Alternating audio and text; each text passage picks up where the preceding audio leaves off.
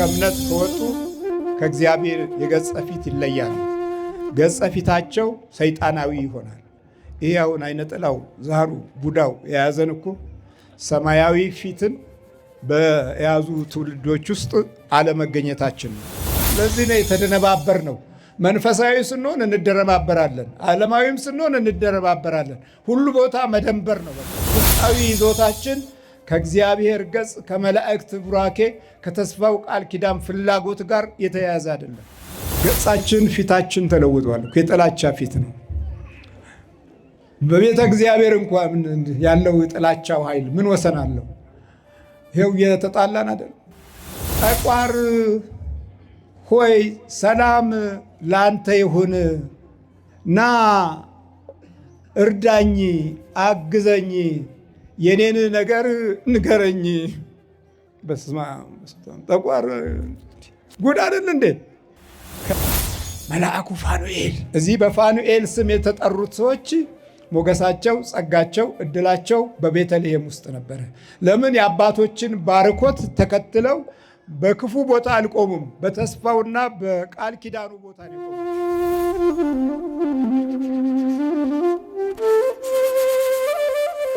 በስመ አብ ወወልድ ወመንፈስ ቅዱስ አሐዱ አምላክ አሜን። የተከበሩ አባታችን መልአከ ምሕረት ኪዳነ ቃል የዚህ ደብር አስተዳዳሪ፣ አባቶች ካህናት፣ የስብከተ ወንጌል መምሪያ ኃላፊዎች እና ወደ ቅዱስ ፋኑኤል በረከቱን ሰማያዊ ቃሉን ለመካፈል የመጣችሁ የእግዚአብሔር ቤተሰቦች እንደምን አደራችሁ? ልዑል እግዚአብሔር ዛሬም ዘወትርም ለዘላለም ስሙ የተመሰገነ ይሁን፣ አሜን። አይድአኒ ስመከ ወይቤሎ ለምንት ለከ ትሴአል ስምየ ወባረኮ በህየ። ለምን ስሜን ትጠይቃለህ ብሎ ባረከው። በዕብራይስጡ ወይክራ ያዕቆብ ሼም አማኮም ፐኒኤል ኪራ ኢቲ ኤሎሂም ፓኒም ኤል ፓኒም በታጌል ነፍሺ በታጼል ነፍሺ ይላል በዕብራይስጡ። የዛሬው እንግዲህ ትምህርታችን ዘፍጥረት 32 ከቁጥር 28 ጀምሮ ያለው ይሆናል። እዚህ ቦታ ላይ ቅዱስ ፋኑኤልን እናገኛለን። በዕብራይስጡ ፐንኤል ይላል። ፐንኤል ማለት እግዚአብሔርን ፊት ለፊት አየሁት ማለት ነው። ያዕቆብ በረከትን የተጠማ ታላቅ አባት ነው። የአብርሃምን የይስሐቅን መንፈስና ጸጋ በውርስ የያዘ ነው። ከአባቶቹ የእምነት ቃል ኪዳን ጥላ ውስጥ ያለ ነው። ፋኑኤልን ለመጀመሪያ ጊዜ ቦታና ስፍራ ሲሰጥ መጀመሪያ ሲሰደድ ድንጋይ ተንተርሶ በጸለየበት ጊዜ በረከት ፍለጋ ጥማቱን ለማርካት ከወንድሙ ሲሸሽ ድንጋይ ተንተርሶ ሲማጸን እግዚአብሔር አምላክ ድንጋይ የተንተራሰበትን የሱባኤ ጸሎት ማንም የለኝም፣ ብቸኛ ነኝ፣ አውሬም ቢበላኝ እንግዲህ ያንተ ድርሻ ነው፣ ከዚህ በኋላ እኔ አቅም የለኝም ብሎ ነው ድንጋይ የተንተራሰው። ድንጋይ መንተራስ በእስራኤላውያን አጋዥ ረዳት ምንም የሌለኝ ብቸኛ አንተን አምኜ የወጣሁ ምስኪን አውሬውንም የሰውንም የጊዜውንም የዘመኑንም የወቅቱንም ክፋት አንተ የምትከልለኝ ነህ ብሎ ድንጋይ ተንተራሰ። ድንጋይ መንተራስ ለእግዚአብሔር እጅ መስጠት ማለት ነው። ምርኮኛ ነኝ ማለት ነው። ተማርክ ያለው ብሎ የተንተራሰ ጊዜ ሰማይ ተከፍቶ እግዚአብሔርን በመንበሩ ላይ አየው። ከዛ መላእክት ሲወጡ ሲወርዱ አየ። መላእክት ሲወጡ ሲወርዱ ያየበት ዓይን ውስጥ አንዱ ማን አለ ማለት ነው? ፋኑኤል አለ ማለት ነው። ከመላእክት አንዱ ፋኑኤል ነው። ከዛ በኋላ ያዕቆብ ሀብቱን ንብረቱን ያፈራውን ሁሉ በላባ ቤት ያገኘውን ከ20 ዓመት ከ30 ዓመት በላይ ያገለገለበትን ይዞ ሲመለስ ያቦቅ ወይም ደረቅ ወንዝ በሚባል ቦታ ላይ እግዚአብሔር ከቅዱስ ፋኑኤል ጋር ይታገለው ነበረ።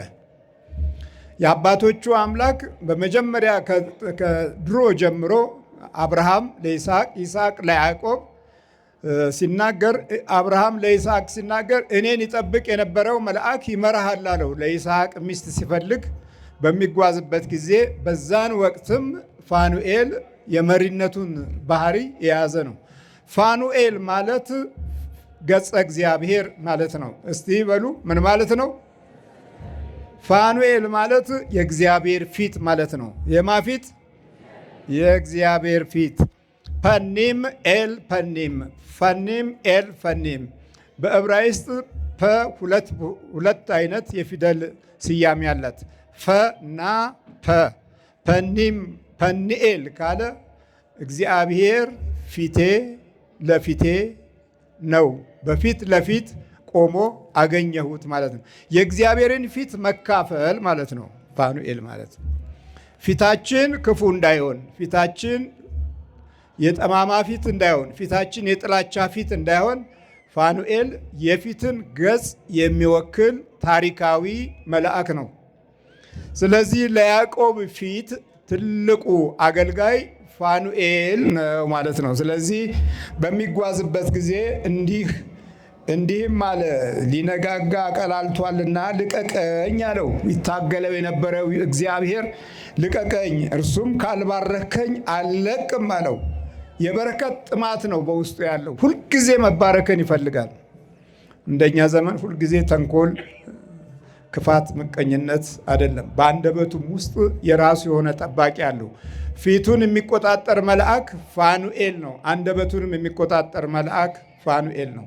ስለዚህ ይሄ ፋኑኤል የተገለጠው ቀጥተኛ ስሙን ያገኘው ያዕቆብ ሳይወለድ በአባቱ ወገብ ውስጥ አይቶታል። ከተወለደ በኋላ ደግሞ የአባቱ መንፈስና ክብር ርስቱ ሆኗል። ሃይማኖታዊ የእምነት ጉዞው ርስት ሆኗል። አምልኮቱና መንፈሳዊ ጥበቡ የውስጡ ኃይል ሆኗል። ከዛም በኋላ እንግዲህ ሀብቱን ንብረቱን በያቦቅ ወንዝ አሻግሮ ለብቻው ሲታገለው ቆየና እባክህ ልቀቀኝ አለው። አልለቅም አለ። ከእግዚአብሔር ጋር እየታገለ ነው። በዚህ ጊዜ ፋኑኤል ከፊቱም ነው። ሲታገል ቆየና ልቀቀኝ፣ አሁን ነግቷል እኮ አለ። የፀሐይዋ ብርሃን ወጥታለች፣ ሰው ተው ልቀቀኝ አለው። አልለቅም አለ። ከዛ በኋላ ካልባረከኝ አልለቅህም አለው። እንዲህም አለው፣ ስም ማን ነው አለ። ስሜ ያዕቆብ እባላለሁ አለ። የወንድሙን ተረከዝ ጨብጦ የተወለድኩ እኔ ያዕቆብ እባላለሁ፣ እኔ አታላዩ እባላለሁ። በግብሩ ማታለል ነው ስራው። በረከት ሲፈልግ እያታለለ ነው የሚፈልገው። የእግዚአብሔርን ጊዜ ያገኘው ግን ከወንድሙ ሸሽቶ ድንጋይ ተንተርሶ የተደበቀ ጊዜ ነው እንጂ በማታለል ጊዜ በረከቱን አላገኝም። የእሱ የሆነው ማታለል ሲቆም የእግዚአብሔር የሆነው ነገር ተገለጠ። እግዚአብሔር ስሙ የተመሰገነ ይሁን። ሰማዩ ተከፈተለት፣ ራእይን አየ። በመላእክት መንፈሳዊ ጉዞ ሕይወቱን ጀመረ። ከዛ በኋላ ሀብቱን በተለያየ አይነት መንገድ ሲነጠቅ የራሱን በጎች መልካቸውን ለመቀያየርና የራሱ መሆናቸውን ለማሳያ ብትሩን ሸመልማሌ አድርጎ ለበጎቹ እያሳየ ሸመልማሌዎች ተወለዱ። ዚብራ አይነት ከብትና በግ ተወለደለት። ከዛን ጊዜ ጀምሮ የራሱ ሀብት መሆኑን ገለጸ። ከሱ ጋር የነበረው መልአክ ታዲያ ማን ነው? አሁንም ፋኑኤል ነው። የሚገርም ነው። ሳይወለድ በፊት በመንፈስ ያዕቆብ ነበረ። ለምን? ለያዕቆብም ለይስሐቅም የገባለት የቃል ኪዳን ባህሪ በያዕቆብም በይስሐቅም በአብርሃምም ውስጥ ይነገር ነበረ። በእምነት የሚወለዱ ልጆች እንደነበሩ ይገለጻል። የክፋት ልጆች እንደሚመጡም ደግሞ እንደዚሁ ከክፉ ትውልድ የጥፋት ትውልድ እንደሚወጣ ሳይወለዱ በፊት ይነገራል እና አሁን ሳትባርከኝ አልለቅም ካለው በኋላ ባረከው። እንዲህም አለው፣ ስምህ ማን ነው? ያዕቆብ ነኝ። ከእንግዲህ ወዲህ ስምህ እስራኤል ይባል እንጂ ያዕቆብ አይባልም። ከእግዚአብሔር ከሰውም ጋር ታግለህ አሸንፈሃል አለው። የአሸናፊነት ፊት ሰጠው። እግዚአብሔር ስሙ የተመሰገነ ይሁን። የአሸናፊነት ፊት የምታገኙት ስትጸልዩ፣ ስታመሰግኑ፣ በልዑል እግዚአብሔር ፊት ስትወድቁ፣ ራሳችሁን ስታዋርዱ ነው። ክብራችሁን ስትጠብቁ አይደለም። ዝቅ ብላችሁ በፊቱ ስትንበረከኩ፣ የጠላትን ምስጢርና የውጊያ ጥበብ ስታውቁ የአሸናፊነትን ፊት ይሰጣችኋል። ለምን? ፋኑኤል የፊት መልአክ ነው። እየሰማችሁ ነው? የገጽ መልአክ ነው። የፊት መልአክ ነው። በፊት ያሉትን ባህሪያቶች የሚጠብቅ ነው። አንደኛ ታሪክን ይጠብቃል። ቅዱስ ፋኑኤል ታሪክ ጠባቂ ነው። የተባረከው ትውልድ፣ ቃል ኪዳን ያለው ትውልድ፣ የተስፋው ትውልድ የትም ቦታ እንዲቆም አይፈልግም። ታሪክን ይጠብቃል። የታሪክ አቅጣጫዎች ግባቸው እስኪደርሱ ድረስ ኃይልና በረከት፣ ጸጋና ሞገስ ሆኖ ይጠብቃል። ከኋላም ከፊትም ይጠብቃል። እግዚአብሔርን በሚፈሩት ሰዎች ዙሪያ እግዚአብሔር መላእክት ይሰፍራል አይደል ያለው። የተአየን መልአከ እግዚአብሔር አውዶሙ ለእለ ይፈርህዎ ወያድኅኖሙ፣ ዙሪያቸውን የእግዚአብሔር መልአክ ይሰፍራል ያለው። ስለዚህ ታሪክን የሚጠብቅ ስለሆነ የያዕቆብን ታሪክ ሲጠብቅ እዚህ እናገኘዋለን። ከእንግዲህ ወዲህ እስራኤል ይባላል። ሰውንና እግዚአብሔርን አሸንፈሃል። እግዚአብሔር ለያዕቆብ ተሸነፈ። ያዕቆብ እግዚአብሔርን አሸነፈ። እንዴት አይነት ተአምር ነው! ያዕቆብም ስምህን ንገረኝ ብሎ ጠየቀው።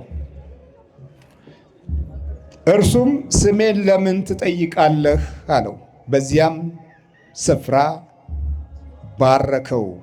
ያዕቆብም እግዚአብሔርን ፊት ለፊት አየሁ፣ ሰውነቴም ድና ቀረች ሲል የዛን ቦታ ስም ጵኒኤል ብሎ ጠራው ይላል።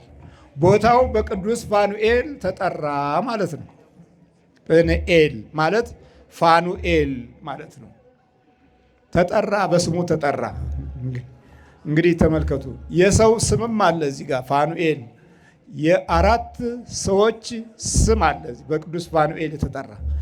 እንግዲህ ያ ቦታ እግዚአብሔርን ፊት ለፊት አይቼዋለሁና ስሙ ይህ ስፍራ ፋኑኤል ይባል አለና በስሙ ተባረከ። የስሙ ስፍራ የስሙን ኃይል አገኘ። ስምህ ማን ነው ብሎ ነበር የጠየቀው። ለምን ስሜን ትጠይቃለህ አለና በኋላ ስሙን በውስጠ ነፍሱ ሲገልጽለት የዛም ቦታ ስም ሲናገር ፐኑኤል አለው። ፋኑኤል የሚለው ቃል ምድሪቱ በስሙ ተባረከ ማለት ነው። እግዚአብሔርን ፊት ለፊት አይቼዋለሁ። ፋኑኤል እግዚአብሔርን ፊት ለፊት አይቼዋለሁ። የእግዚአብሔርን ፊት የውክልና ኃይል ያገኘበት ስም፣ የሰዎች ፊቶች በመላእክት እና በመገለጥ የሚያሳድግ የራእይ ስም ፋኑኤል። ከዛም በላይ ደግሞ በፊታችን ላይ ያሉትን የተፈጥሮ ኃይሎች የሚጠብቅ ስም ፋኑኤል። ግንባራችንን፣ ዓይናችንን፣ አፍንጫችንን፣ አንደበታችንን፣ አፋችንን፣ መላ የአካላታችንን ተሸካሚ ሰውነታችንን፣ ራሳችንን የሚጠብቅ መልአክ ፋኑኤል። የፊት ገጽታ ላይ ኃላፊነትን የወሰደ መልአክ ፋኑኤል። አየ ፋኑኤል። ይህንን ስም የሰጠው እግዚአብሔር አምላክ ፊት ለፊት በመገለጥ ውስጥ ያለውን የመገለጡን ኃይል ለመላእክት አካፈለ። ሲያካፍለው ስሙ የእግዚአብሔር ስም በመልአኩ በኩል ተገኘ። እግዚአብሔር ለመልአኩ የራሱን ስም ሲሰጠው አልሰሰተም። ስሙን ማናለው? ቅዱስ ያዕቆብ ፋኑኤል። ፋኑኤል ምን ማለት ነው? ፊት ለፊት እግዚአብሔርን አየሁት፣ ማየት ቻለ። ሙሴም እግዚአብሔርን በሚያይበት ጊዜ ፋኑኤል ተከስቷል። በፊቱ ላይ ያለው ስልጣን ኃይለኛ ብርሃን ያንጸባርቅ ስለነበረ ሙሴ ወደ እስራኤል ሕዝብ ሲመለስ ከሱባኤ በኋላ ፊትህን ሸፍንልን አሉት። ፊቱን የሚቆጣጠረው የነበረው መልአክ ማን ነው ማለት ነው? ፋኑኤል፣ የእግዚአብሔር ብርሃን። የእግዚአብሔር ብርሃን በፊቱ ላይ አደረ። ከዛም በኋላ እስራኤላውያኖች መታዘዝ ጀምሩ። ፊትህ አበራ፣ ሸፍን ፊትህን አሉት። የፊቱ ብርሃን ኃይል የሆነው ማን ነው? በፊት ኃላፊነት ላይ የወሰደው መልአክ ፋኑኤል። ወደ እመቤታችን ቅድስት ድንግል ስንመጣ መጋቢዋ ጠባቂዋ ማን ነው? ፋኑኤል። በቅዱስ ፋኑኤል ጥበቃ ውስጥ ማንን ጸነሰች? እግዚአብሔር ቃልን። እግዚአብሔር ቃል ሥጋ ሆኖ ወደኛ ሲመጣ ኢየሱስ ክርስቶስ መሰረታዊው የቀድሞው የተስፋው ቃል ኪዳን ወደኛ ሲደርስ ፊታችንን ሊለውጥ የኢየሱስ ክርስቶስ አካል በገጽ ተገለጠ ማለት ነው። በገጽ አየነው። አምላክ ሰው ሆነ፣ ሰው አምላክ ሆነ። ገጻችንን በሙሉ ኃይል በክርስቶስ አገኘነው። እግዚአብሔርነትን ሙሉ በሙሉ ስንካፈል አማልክት ዘበስጋ አማልክት ዘበነፍስ እንድንሆን ፈቃዱን አገኘን። የአምላኮች አምላክ የጌቶች ጌታ የሚባለውን የቃል ኪዳን ኃይል በእኛ ሕይወት ውስጥ ለማሳደር ብርሃኑን አካፈለን። ፐን ማለት በዕብራይስጥ ፊት ማለት ሲሆን በቁጥር 80 ነው። ፒ የምትለዋ ቃል አሁን ፋኑኤል የተባለችው በቁጥር 80 ነው። የሰዎችን ዕድሜ እና መንፈሳዊ ኃይል የሚወስን ነው። ሴት ልጅ በክርስትና ሞገስ ውስጥ በስንት ቀን ትጠመቃለች? ወንድ በስንት? በ40። እሺ 40 እና 40 ስንት ነው? 80። ወንድ ልጅ በ40 ቀን፣ ሴት ልጅ በ80 ቀን የምትጠመቅበትን መንፈሳዊ ኃይል የያዘ ነው። የዕድሜ ብዛት ደግሞ 80 ከሆነ በዚህ በዕብራይስጡ ቁጥር ፈ የዕድሜ ሰው ልጆች ዕድሜ ግፋ ቢል 80 ነው። ከዛ በኋላ ያለው በመከራ ነው ብሎ ይናገራል ዳዊት። በዕድሜ ላይ ዋናውን የበረከቱን ጊዜ የሚወስን የስም ኃይል ያለበት ነው ፋኑኤል። ፋኑ ኑ ማለት ደግሞ ኑ እናት ኑን ማለት የመንፈስ ቅዱስ ኃይል ነው። መንፈስ ቅዱስ በሚቆጠረው በዕብራይስጡ ቁጥር 50 ነው። 50 ማለት የመንፈስ ቅዱስ ልደት፣ የመንፈስ ቅዱስ ስጦታ፣ የመንፈስ ቅዱስ ኃይል፣ የጰራቅሊጦስ መገለጥ እና ለሐዋርያት 72 ቋንቋ እንዲናገሩ ያደረጋቸው መለኮታዊው ኃይል በእሳት አምድ ተገልጾ በሰው ልጆች ላይ ያደረው የመንፈስ ቅዱስ ጥበብ የተጠራበት ነው። ፋኑኤል ኑ ብርሃን ነው። መንፈስ ቅዱስ እሳት ነው። የመንፈስ ቅዱስ ጥበብ ነው። የመንፈስ ቅዱስ ክብር ነው። በ40 ቀንና በ80 ቀን ስንጠመቅ የሴት ልጅ ኃይል በ80 ቀን፣ የወንድ ልጅ ኃይል በ40 ቀን የመንፈስ ቅዱስ ስጦታ ያገኛል። 40 እና 40 80 አይለያይም ማለት ነው። ከዕድሜም ከተስፋም ከፊትም ከገጽም ጋር የተያያዘ ነው። ኤል ማለት ደግሞ አምላክ፣ ገዢ፣ አጋዥ፣ ረዳት፣ ኃይል፣ ፈጣሪ ማለት ሲሆን ላኤል ኤል ፋኑኤል በቁጥር 12 ነው። የደቀ መዛሙርቱ መመረጥ በከፍተኛው ቁጥር 30 ነው።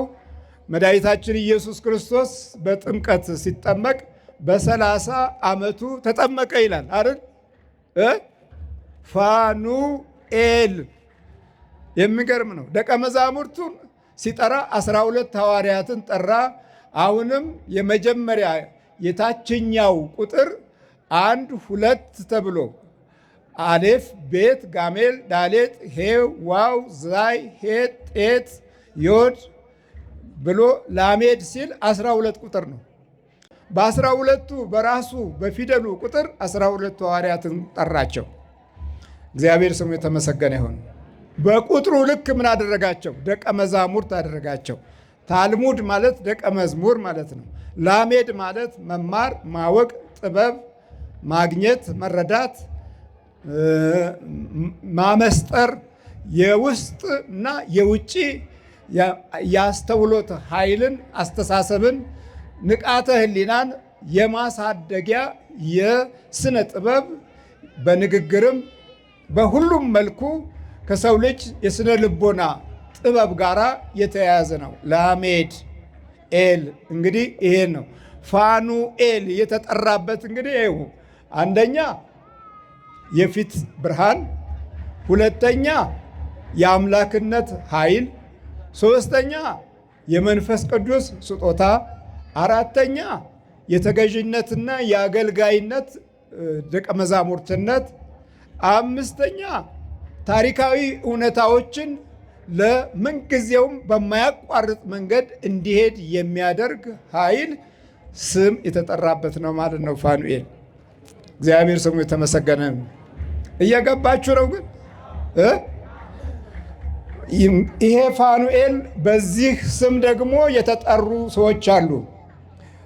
አንደኛው ዜና መዋዕል ምዕራፍ 4 እስካሁን ቦታ ላይ ነው። ቅዱስ ያዕቆብ የቃል ኪዳን አባት የቀድሞው የታሪክ ፓትርያርክ የሆነው ያዕቆብ የአባቶች አባት አብርሃም፣ ይስሐቅ፣ ያዕቆብ ሲመርቁ እንኳ የአብርሃም የይስሐቅ ያዕቆብ መንፈስና ጸጋ በላያችሁ ላይ ይደር እያሉ ነበር። ለምን?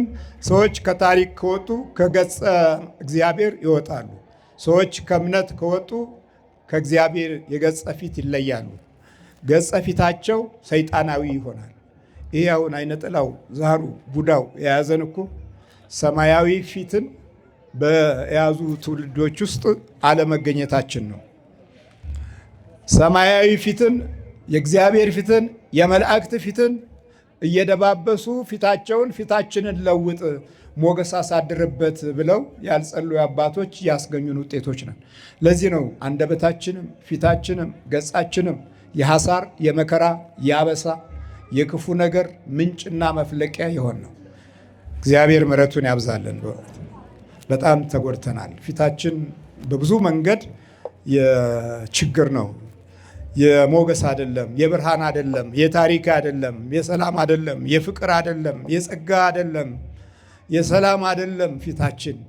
ፊታቸው በመላእክት ፊት የተዳሰሰ እንዲሆን ወደ ቤተ ክርስቲያን መጥተው ፊታቸውን ዳብሰው በቀኛው ይለኝ በጠባቂ መልአክህ ጋርደኝ፣ የሰላምህና የበጎነትህን መንፈስ ስጠኝ፣ በየጊዜውና በየሰዓቱ ታዳቂ መልአክን ላክልኝ ብለው የሚወዱትን በስሙ የተጠራውን የከበረውን መልአክ ሲጠሩ የከበረ መንፈስ፣ የከበረ ጸጋ፣ የከበረ ሞገስ ፊታቸው ላይ ያሳድራል። ለዚህ ነው አባቶቻችን ጸልየው ቱቱ ብለው ፊታቸውን አብሰው መንገዱን ቀና አድርግልኝ፣ ንግግሬን መልካም የቡራኬ የጽድቅ አድርግ ብለው ዕለቱን በስሙ ባርከው ለመላእክት ሰጥተው የሚወጡት የነበሩት። አሁን እኛ ምን በልታ አይደል እንደ ዝም ብሎ የምትሮጠው? በቃ በጠዋት ጠቅጥቀው ሽማግሌውን አሁን እዚህ ታች ታገኟቸዋላችሁ ካፍቴሪያ። በተለይ እዚህ አያት አካባቢ ያሉ አብዛኛው ሽማግሌ አሁን መኪያቶ ላይ ቁጭ ብሎ እግዚአብሔር ምሕረቱን ያብዛልን። ለዚህ ነው የተደነባበር ነው። መንፈሳዊ ስንሆን እንደረባበራለን፣ ዓለማዊም ስንሆን እንደረባበራለን። ሁሉ ቦታ መደንበር ነው። በቃ በሐሳብም በቋንቋ አመለካከትም እንደነባበራለን። ውስጣዊ ይዞታችን ከእግዚአብሔር ገጽ ከመላእክት ቡራኬ ከተስፋው ቃል ኪዳን ፍላጎት ጋር የተያያዘ አይደለም። በየራሳችን ዓለም ውስጥ የምንሮጥ ነን። ስለዚህ ግማሹ የራሱን ዓለም ፈጥሯል፣ ግማሹ የራሱን ሕይወት ፈጥሯል። የራሱን ሕይወት በራሱ ጥበብ ብቻ እንደሚራመድ አድርጎ ከትምህርት ቤት ባገኘው ዕውቀት ብቻ በመናኛ አስተሳሰብ ዘመኑን ፈጅቶ ዛሬ እጅ እግሩ የተያዘ ጥቂት አይደለም። አቤት አቤት! እግዚአብሔር ከሁላችን ጋር ይሁን። አንደኛው ዜና መዋዕል ምዕራፍ 4 ላይ የጌዶር አባት ፋኑኤል ይላል፣ የሁሻም አባት ኤጽር፣ እነዚህ የቤተልሔም አባት የኤፍራታ የበኩር የሆር ልጆች ናቸው። ማተገኘ ፋኑኤል ያለበት ይሄ ስም ያለበት በፋኑኤል ስም ነው የተጠራው። የቀድሞ አባቶች ልጆቻቸውን በታላላቅ መላእክት ስም ይጠራሉ። ወደዚህ ወደ ኤርትራ ስትሄዱ ደግሞ ሚካኤሌ፣ ገብርኤሌ፣ ገብርኤላ በማለት ይጠራሉ። በመላእክት ስም ይጠራሉ። በእኛ ደግሞ ወልደ ገብርኤል፣ ወልደ ሚካኤል፣ ወልደ ፋኑኤል። ግን ወልደ ፋኑኤል እስካሁን የለም። አለ እንዴ? ወልደ ፋኑኤል የለም። ቢኖር እንዴት መልካም ነበረ። እዚህ ፋኑኤል የሚባል የሁሻም አባት ኤጽር፣ እነዚህ የቤተልሔም አባቶች ናቸው። የኤፍራታ የበኩሩ የሆር ልጆች ናቸው። ስማቸው ሲተረጎም ሌላ በጣም ሰፊ ይሆናል። ግን ሁለቱን ስፍራዎች እንይ። በፋኑኤል የተጠራው ሰው የቆመበት ቦታ፣ ያለፈበት ቦታ የሚገርም ነው። የት አረፈ? የት ቆመ? የት ነበረ? ኤፍራታና ቤተልሔም። ኤፍራታ ማለት የበረከት ፍሬ ማለት ሲሆን ቤተልሔም ማለት የእንጀራ ቤት ማለት ነው። በኤፍራታ መንፈሳዊ በረከቶች ነቢያቶች ተንብየዋል። ነቢያቶች ሰማያዊ ኃይሉን ተናግረዋል። ዳዊትም በኤፍራታ አየሁት ብሎ ደስ ብሎታል። በኤፍራታ አየሁት፣ እነሆ በኤፍራታ ተኝቷል፣ ወደ ማደሪያው ገብቼ ሰግዳለሁ ብሎ አየው። በውስጥ በኩል አየው። እምነት የውስጥ እይታን ማዳበሪያ እንጂ የውስጥ እይታን ማጨለሚያ አይደለም። እግዚአብሔር ከሁላችን ጋር ይሁን። የውስጥ እይታን ማዳበሪያ ነው። በውስጥህ የምታየው ዓለም አለ። ያ የውስጥ እይታ ሁል ጊዜ ተሻግሮ የሚያሻግር ነው። የውስጥ እይታ የመንደር እይታ አይደለም፣ የአካባቢ እይታ አይደለም፣ ሰማያዊ እይታ ነው። የሰማያዊ ኃይል እይታ ነው። ስለዚህ በኤፍራታና በቤተልሔም የነበሩ አባቶች ናቸው። ከዚህ አባቶች አንዱ ስሙ ማን ነው? ፋኑኤል ይባላል። በማ ተጠራ? በመልአኩ በእግዚአብሔር ስም ፊት ተጠራ። በገጸ እግዚአብሔር ተጠራ። ገጸ እግዚአብሔር ካለን ታሪኮቻችን ሁሉ አይወድቁም። ገጸ እግዚአብሔር ካለን ሰብአዊ ውርደቶች ይቆማሉ። ገጸ እግዚአብሔር ካለን የባህሪያችን ደካማ ምሳሌነት ይቆምና የትልቅን ሕዝብነት መለኪያ ፊታችን ላይ ይነበባል። ያ ሲነሳ ዛሬ ፊታችን በቃ በነጭ አርቲፊሻል ሆነ። ሴቶች እህቶቻችን የሚዋቡት ብዙ ሽብር እያወጡ ቀባቱ፣ ቀለሙ፣ ምኑ ሲሉት በኋላ ደግሞ ይዥጎረጎርና ዚብራ ሲሆንባቸው እንደገና ሌላ ግብር ይገብራሉ። በቃ አስራት በኩራቱ እዛ ላይ ያልቃል። ፊታችን ሰማያዊ ባለመሆኑ በስጋዊ ሀሳብ ብቻ የተያዝን ስለሆነ በዚህ መንገድ ጉስቁልናችንን አሳደግ ነው። እዚህ ያለው ፋኑኤል በቤተልሔምና በኤፍራታ የተገኘ ታላቅ አባት ነው እና በታሪካዊ ስፍራ ላይ ገጸ እግዚአብሔርን ይዞ ቆይቷል ማለት ነው። ገጸ እግዚአብሔር በታሪካዊ ስፍራ ላይ፣ ገጸ እግዚአብሔር በታሪካዊ ቦታ ላይ ቀደም ሲል ያዕቆብ የባረከበት ስም አልጠፋም። ዛሬ የክርስትና ስማችን ጠፍቶን በፍለጋ ላይ ነን። አንዳንዶች ከውጭ ሀገር ሲደውሉ ክርስትና ስማ ማነው ስል ሮዚና ይሉኛል። ሮዚና ክርስትና ስም አይደለም። ክርስትና ስምሽ ማነው? አልማዝ ነኝ ይላል። አልማዝ ክርስትና ስም አይደለም። የስም መጥፋት ነው። እንግዲህ ስማችን እየጠፋ ሄዷል። ስማችንን ጥለነዋል። ስማችን ወድቋል። በስማችን በክርስትና ስሙ የሚጸልይ በጣም ጥቂት ሰው ነው። እኔ ኃጢአተኛው ባሪያህን እገሌን ወልደ ጻድቅን ወልደ ገብርኤልን ወልደ ሥላሴን ወለተ አረጋዊን ወለተ መድህንን ወለተ ማርያምን አግዘኝ እርዳኝ ብለን የእግዚአብሔርን ፊት አልለመንም። የእግዚአብሔርን ፊት ስንለምን ፋኑኤል ይደርስልናል ማለት ነው። ለምን? ኃላፊነቱ፣ ድርሻው፣ ታሪካዊው አቅጣጫ አመልካችነቱ፣ ጠባቂነቱ የፊት ገጽ ላይ ያለን ውርደት የሚያጠፋ ነው አይደለበት። ይህ ነው ፋኑኤል ማለት። ፋኑኤል እንዲህ ነው። ገጸ ስብዕናን በደስታ የሚሞላ ነው። ገጸ አካልን ሙሉ በሙሉ ወደ ሞገስ የሚለውጥ ነው። ማን ነው ስሙ? ፋኑኤል። ስለዚህ በእመቤታችን ሕይወት እና እድል ውስጥ ያለ ቦታ መጋቢነት ነው። በገጻችን ላይ ምን አለ ማለት አለ? አፍ አለ ማለት ነው። ፒ ማለት አፍን የፈጠረበት የልዑል እግዚአብሔር አምላክ ህቡ ፊደል ነው ማለት ነው። ፒ በእስራኤል አንድ ናት። ፊ የምትሆንበት ጊዜ አለ፣ ፒ የምትሆንበት ጊዜ አለ። የእኛ አባቶች ሁለት አረጉት፣ ፐ እና ፈ አረጉት። ለምን? ሁለት ጊዜ ተነቦ ግራ እንዳያጋባ ማለት ነው። በዕብራይስጡ ሁለት ጊዜ ይነበባል፣ ፈም ፐም ይሆናል። መለያ ግን አላቸው። በነጥብ ነው የሚለየው በዕብራይስጡ ፊደሉ። ስለዚህ ፈም ነው ፐም ነው። ፊትን የሚመለከት እድል አለው ማለት ነው። አፍ ማለት ነው። የእግዚአብሔር አፍ ማለት ነው። አፍ አይደለም የምንለው በዕብራይስጡ ፒ ማለት አፍ ማለት ነው። እግዚአብሔር ከሁላችን ጋር ይሁን። ስለዚህ አፍ መልአክ ነው ማለት ነው። በሌላ በኩል ደግሞ ወይ ጉድ! አልበዛም ሞገሱ? ኃይሉ አልበዛልንም? ክብሩ አልበዛልንም? በዛልን እንጂ አፋችንን የሚቆጣጠር ነው። ስለዚህ የእመቤታችን መጋቢ ማን ነው ማለት ነው? ዛሬ ወደ ቤተ መቅደስ ስትገባ ሊቀ ካህናቱና ፋኑኤል ነው የተረከባት። መልአኩ ፋኑኤል። እዚህ በፋኑኤል ስም የተጠሩት ሰዎች ሞገሳቸው፣ ጸጋቸው፣ እድላቸው በቤተልሔም ውስጥ ነበረ። ለምን? የአባቶችን ባርኮት ተከትለው በክፉ ቦታ አልቆሙም። በተስፋውና በቃል ኪዳኑ ቦታ ነው የቆሙት። በበረከት ቦታ ነው የቆሙት። በኃያላን አባቶች ቃል ኪዳን ስፍራ ነው የቆሙት። በቤተልሔም ነው የቆሙት። በኤፍራታ ነው የቆሙት። በጣም የሚገርመው በኤፍራታ በቤተልሔም ያዕቆብ ራሔልን የቀበረበት ቦታ ነው። አብርሃም፣ ይስሐቅ፣ ያዕቆብ በዛው ስፍራ በኬብሮን ተቀብረዋል። ያዕቆብ ሚስቱን ሲቀብር ወደ ኤፍራታ ወደ ቤተልሔም ልትደርስ በኤፍራታ መካከል ምጥ መጣ።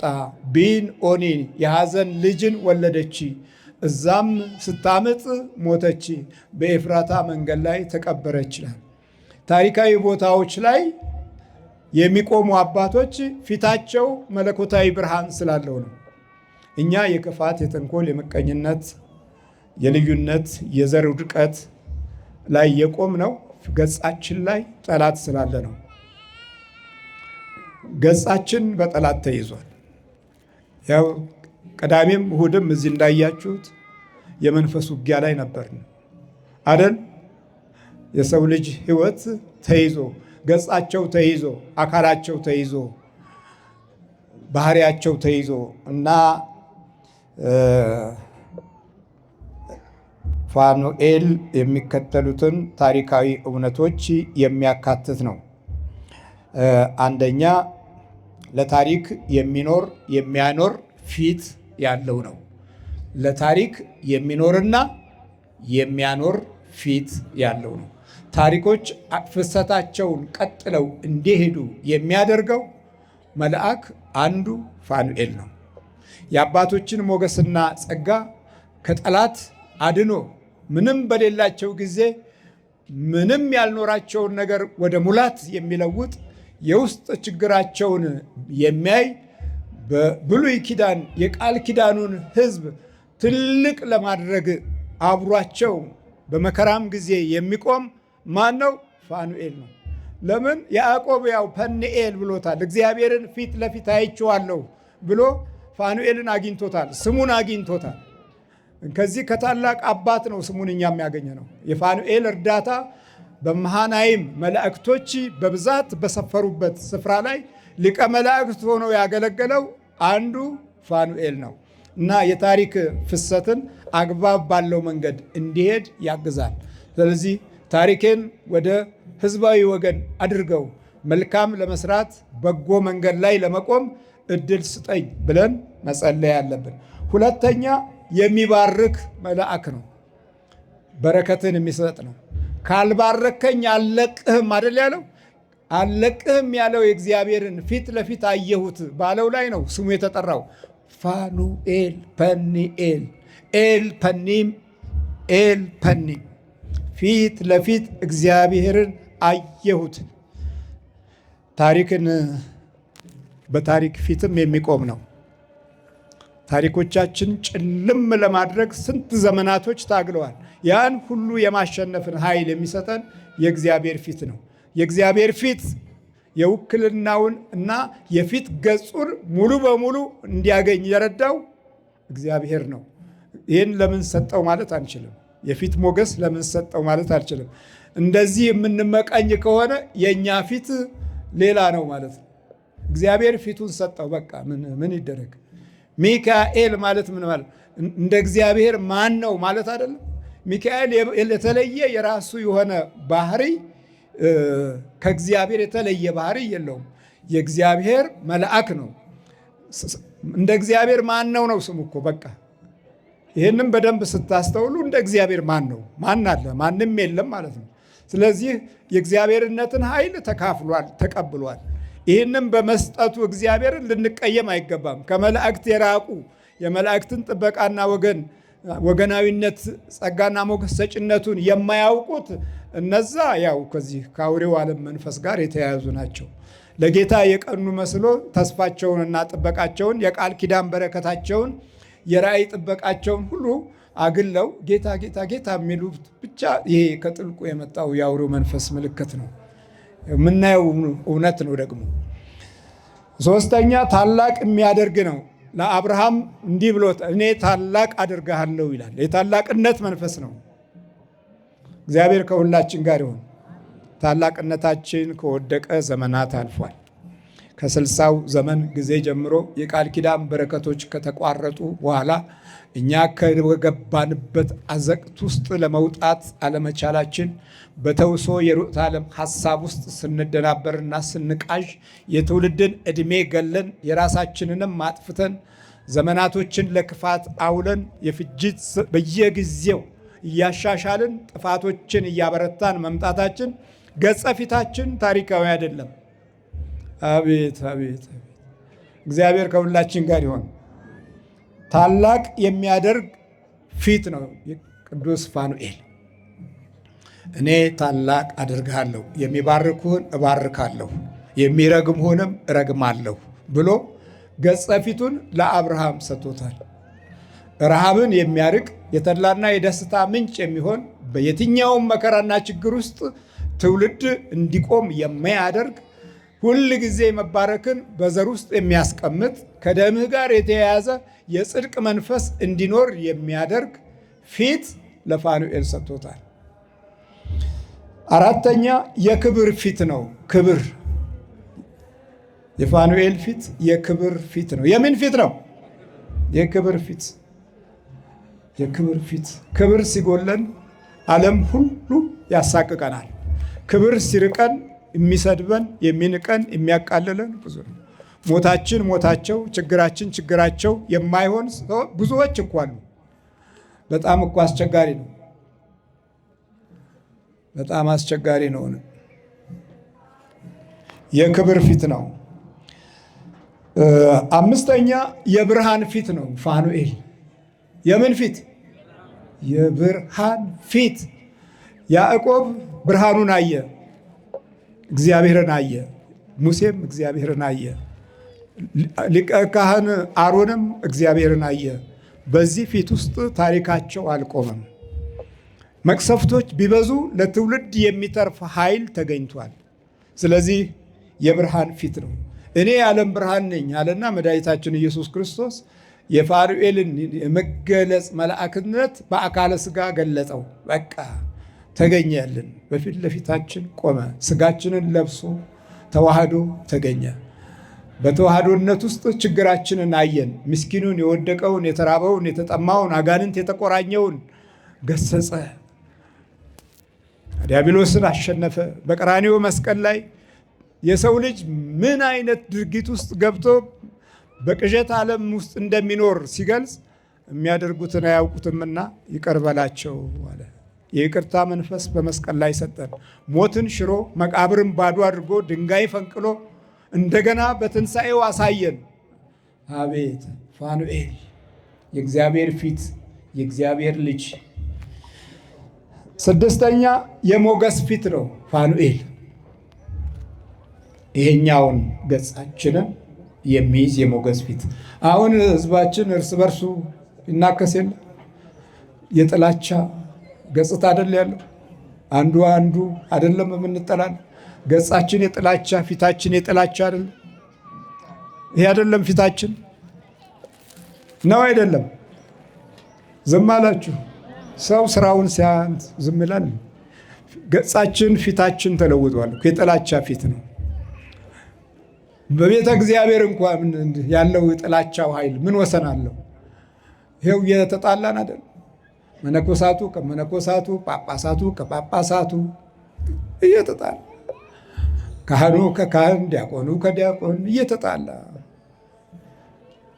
ገጻችን የሞገስ አይደለም። የሞገስ አይደለም ገጻችን። የመከራ፣ የሐሳር፣ የችግር፣ የስደት፣ የጎስቆልና፣ የረሃብ፣ የመንፈሳዊ ረሃብ፣ የደዌ፣ የጭንቀት፣ የቅዠት ገጻችን እንደዛ ሆነ እኮ። ገጸ እግዚአብሔርን አልለመንማ። በገጽነት ላይ ያለ የመላእክትን ኃይል በሕይወታችን ብርሃን እንዲሆን አልተማጸንማ።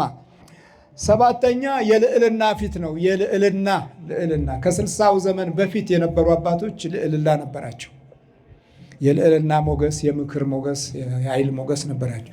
ትውልዱ አበሻቀጠና አረከሳቸው። በዛም በላይ ደግሞ የስህተት ርዕዮተ ዓለሞች ውስጡን ሲካሄዱ ቆዩና በክህደት የናወዙ ሰዎች ወደ ባለቤትነት መጡ። በክህደት የተበላሹ ሰዎች ርዕዮተ ዓለሙን ያዙት። በክህደት ያበዱ ሰዎች ለራሳቸውም ለቤተሰባቸውም ለሀገራቸውም ለታሪካቸውም ጠላት ሆኑ። ከዛ በኋላ ማባሪያ የለውም። ይህንን የሚያስቆም ኃይል ከመጥፋቱ የተነሳ የክፋት ደጋፊ የመሆንን ገጽታ ቤተ ክርስቲያንም እየተለማመደችው መጣችና ችግሩን በትውልዶች ላይ ጫነችው። ተጫነ። በቃ ችግር ተጫንን። ክፋቱ እየጨመረ ሲመጣ የክፋቱን እገዛ በግልጽም በስውርም አደረግን። በዚህ ላይ ደግሞ መታሃታዊ ጉዞዎች ሁሉ የራሳችን የሆነ የመሄጃ መንገዶች አደረግን። አሁን በግልጽ እኮ ነው በምን አይነት መንፈስ እንደኖርን የፊት ገጻችን እንዴት ክፉ እንደሆነ አንድ ነገር እዚህ እንመልከትና ምን ይዘን እንደቆየን የምናየው ነገር አለ። ገጸ ሥላሴነትን ትተን ጠቋርን እዚህ ከ100 እና ከ150 ዓመት በፊት ይለምኑ የነበሩ አባቶች የጻፉትን አግኝቼዋለሁ። አንድ አባት ወደ እኔ ልከውልኝ እንዲህ ይላል። ሰላም ለከ ጠቋር ረዳኢ። ይሄ እኮ የሚጮኸው ጠቋር እኮ ነው። ሰላም ለከ ጠቋር ረዳኢ ነአቤ ንገረኒ ነገረ ዚአየ። ይሄ ሲተረጎም ጠቋር ሆይ ሰላም ላንተ ይሁን፣ ና እርዳኝ፣ አግዘኝ፣ የኔን ነገር ንገረኝ። በስመ አብ ጠቋር ጉድ አይደል እንዴ? ከዛ ንገረኒ ነገረ ዚአየ ወነገረ ጸርየ ወጸላእትየ፣ የጠላቴንም የምቀኛዬን የጠላቴንም ነገር ንገረኝ፣ ሐሳቡን ንገረኝ። እንዘ እሳለቅ ቤ ወምስለ ቢጽከ ወሰን ገፊ እስር ልሳኖሙ ወአንብዝ ህሊናሆሙ ወአጽልም አዕይንቲሆሙ ወአድክም አብራኪሆሙ ለጸርየ እከሌ ይላል። በስመ አብ አይገርም። ከወሰን ገፊ ጋራ እሰር ልሳኖሙ፣ አንደበቱን እሰረው፣ ወአንብዝ ህሊናሆሙ፣ ህሊናውንንም አፍዘው፣ ወአጽልም አዕይንቲሆሙ፣ አይኑንም ጋርደው አጨልመው፣ ወአድክም አብራኪሆሙ፣ ጉልበቱን አቅሙን ኃይሉንም አድክመው ተብሎ ለዚህ መንፈስ ይጸለያል። እግዚአብሔር ይማረን። ፋኑኤል ነን ታዲያ። እንግዲህ ከ100 ዓመት በፊት ወደዛ ረጅም ዘመን የቆየ በብራና ውስጥ የተቀመጠ ይሄንን ቅርስ ነው ብለን ይዘናል። እንዲህ ባለ ሁኔታ ውስጥ የተወለደው ትውልድ ይሄንን ዘመን አስገኘ፣ ይሄንን ጊዜ አስገኘ። አያችሁ፣ ይህ ጠቋር ወሰንገፊ ክፉ መንፈስ፣ ለክፉ መንፈስ ጸሎት እንዴት ይደረጋል? ይሄንን ነው የወረስነው። እንዲህ አይነቱን ክፉ መናፍስት ነው እዚህ በመቁጠሪያ እናንተ እየቀጠቀጣችሁ የምታዳክሙት መንፈስ ጸሎት ተደርሶለታል። መድኃኒታችን ኢየሱስ ክርስቶስ ምሕረቱን ያብዛልን። አሁን ፊታችን ፋኑኤል ነው። ፊታችን ገጻችን ፋኑኤል ነው። ጌታ ሆይ፣ የጌታ መልአክ ሆይ ፊቴን በፊትህ ገጽህን በገጽህ ፋኑኤል ኦ ፋኑኤል ስትሉ ገጸ ፊቴ የገጸ ፊቴ አምላክ የገጸ ፊቴ ረዳት የገጸ ፊቴ ሞገስ አንተ ነህ ማለት ነው። እግዚአብሔር ከሁላችን ጋር ይሁን፣ ረድኤቱን ያብዛልን። በሚቀጥለው ደግሞ ከእመቤታችን ጋር የተያያዘውን እንማራለን። እስከዛው ድረስ እግዚአብሔር በኃይሉና በጥበቡ ይጠብቀን፣ የቡራኬውን ጸጋ ያብዛልን። እናንተንም የበረከት የጸጋ የሞገስ ወገኖች እንድንሆን ያውቃን። በክርስቶስ ሥጋና ደም ታትመን የመንግሥቱ ወራሾች እንድንሆን እግዚአብሔር ያግዘን። አሜን።